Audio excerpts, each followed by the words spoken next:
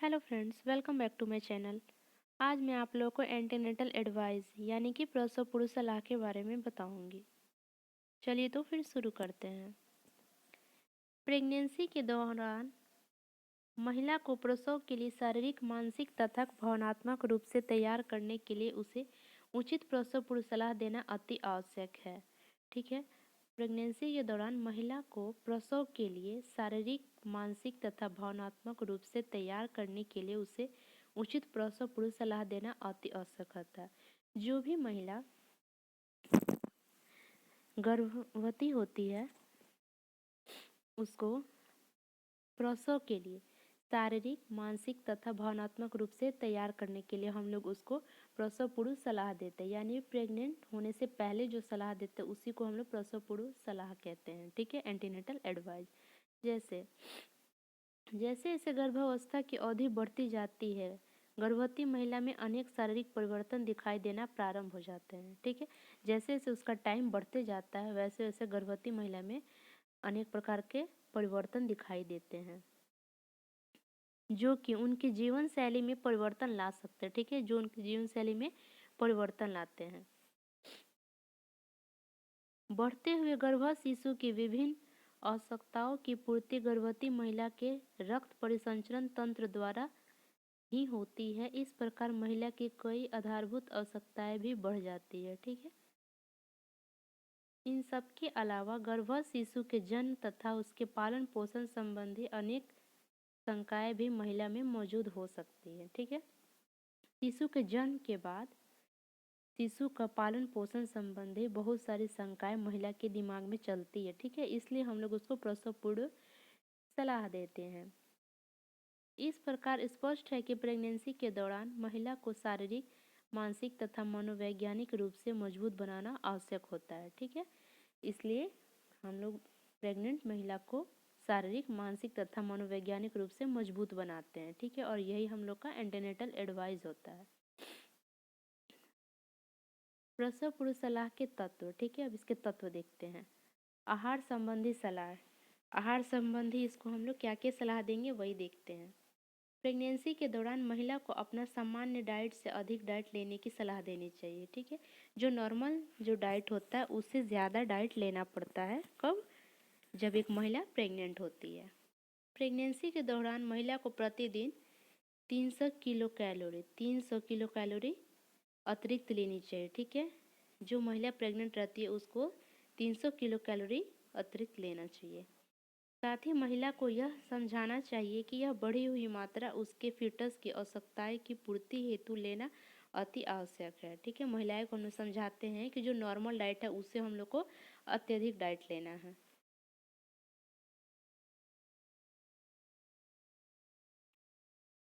साथ ही सूतिका अवस्था यानी कि पोस्टपार्टम पीरियड। सूतिका अवस्था मैंने पिछले वीडियो में पढ़ाया है, आप लोग देख सकते हैं, लिंक मैं डिस्क्रिप्शन बॉक्स में डाल दूंगी। साथ ही सूतिका अवस्था के दौरान महिला को प्रतिदिन 500 किलो कैलोरी ऊर्जा अतिरिक्त लेने की सलाह देनी चाहिए। ठीक है, सूतिका अवस्था के टाइम में महिला को 500 किलो कैलोरी ऊर्जा लेनी चाहिए। यह बढ़ी हुई मात्रा सफल लैक्टेशन के लिए आवश्यक होती है। ये जो एक्सेस जो हम लोग डोज दे रहे हैं, जो मात्रा दे रहे हैं, वो हम लोग को लैक्टेशन के टाइम में आवश्यकता होती है। महिला के आहार में protein, iron, calcium, vitamin A, vitamin C आदि पोषक पदार्थों की भरपूर मात्रा होनी चाहिए। ठीक है, महिला के आहार में क्या क्या होना चाहिए? प्रोटीन, आयरन, कैल्शियम, विटामिन ए और विटामिन सी। ठीक है, महिला के आधार में महिला के आहार में निम्न खाद्य पदार्थ प्रचुर मात्रा में होनी चाहिए। दूध एवं दूध से निर्मित खाद्य पदार्थ जैसे पनीर, दही आदि। ठीक है, दूध या फिर दूध से बने पदार्थ जैसे पनीर, दही आदि सम्मिलित होनी चाहिए। हरी पत्तेदार सब्जियां जैसे पालक, मेथी, अन्य सब्जियां, हरी सब्जियां, विभिन्न प्रकार के फल, सेब, संतरा, अमरूद, आम आदि, दाल, गुड़, अंडे, मांस, मछली, ये सब होना चाहिए।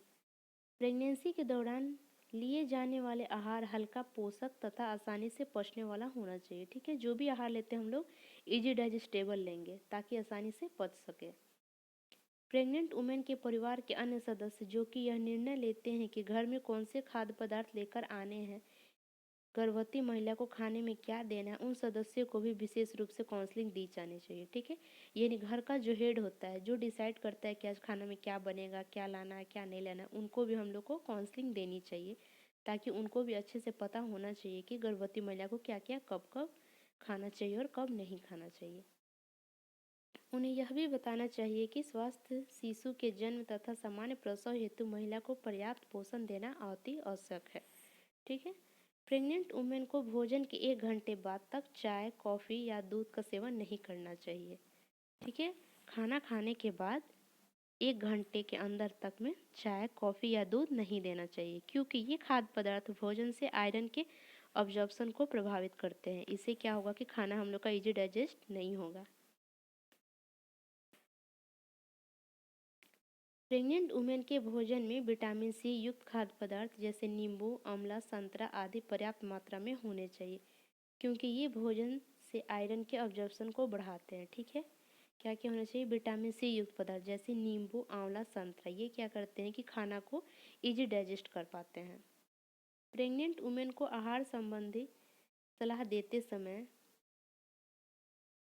उसकी सामाजिक आर्थिक स्थिति, धार्मिक विश्वास, स्वाद, आहार संबंधी आदतें आदि को भी दिमाग में रखना चाहिए। ठीक है,